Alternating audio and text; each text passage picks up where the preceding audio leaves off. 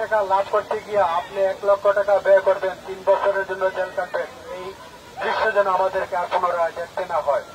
আমরা স্যার আমাদের এখানে যে আমাদের মধ্যমণি OC Ratan sir, CPM sir আপনাদের যে শপথ বাক্য করাইছে, এই জিনিসটা যেন আপনাদের সবার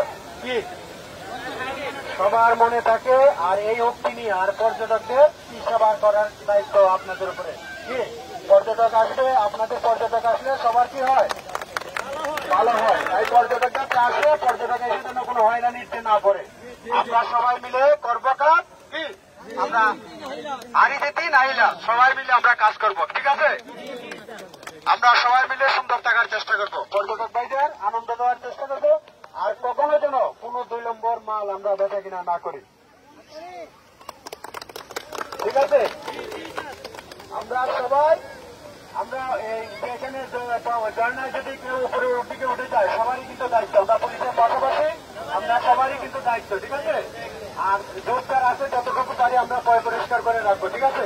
আর আমাদের স্যারের কথাগুলো একটা নিশ্চিত আপনারা শুনতে পাচ্ছেন, প্রতিটা কথা কিন্তু অক্ষরে অক্ষরে পালন করবেন।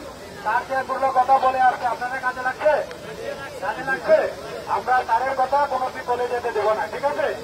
আমরা আজকে জাফলং দেখেন, সারা বাংলাদেশে অন্য কোথাও পর্যটক নাই, কিন্তু জাফলং পর্যটকে কি একদম দেখেন আপনি চতুর্দিকে পর্যটক। তাহলে তার যে আপনাদের কাজ করে যাচ্ছে, তাদের প্রতিটা ব্যাপারে আপনাদের কাজে লাগছে, ঠিক আছে না? আপনারা আগে ব্যবসায়ী ছিলেন এই মায়াবী ঝর্ণার সর্বোচ্চ 10 থেকে 5 জন, এখন আমার সম্মুখেই আছেন এখানে প্রায় 100 জনের মতো। আর দোকানদার তো আরো রয়ে গেছে, ঠিক আছে না? তাহলে আপনাদের দিন উন্নতি হচ্ছে, কিন্তু আমাদের আচরণের উন্নতি একটু কম হচ্ছে। আচরণের উন্নতি থেকে আমরা শতভাবে ব্যবসা করবো, ঠিক আছে? আমরা শতভাবে উপার্জন করবো, শতভাবে ব্যবসা করবো। আমরা ভেজাল পণ্য বিরুদ্ধে রুখে দাঁড়াবো। সবাই বলেন দেখি, আমরা ভেজাল পণ্যের বিরুদ্ধে রুখে দাঁড়াবো,